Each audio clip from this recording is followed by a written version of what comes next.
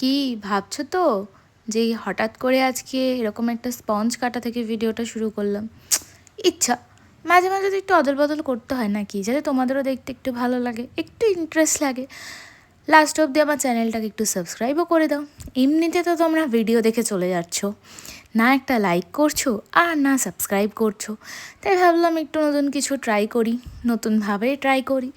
তো সেটারই ছোট্ট একটা প্রচেষ্টা আর কি। আর দেখেছো এখানটা কেমন স্লো মোশন করেছি? এই জায়গাটা দেখে কার কার লোভ লাগছে কমেন্ট করে জানাও তো। আমার কিন্তু ভাই ভিডিওটা এডিট করতে গিয়ে বেশ লোভ লাগছে। যারা চকলেট ভালোবাসে তাদের লোভ লাগবে, আরও বেশি বেশি লাগবে। লাগুক লাগুক, লাগলে তবেই তো আমার কাছে অর্ডার করবে।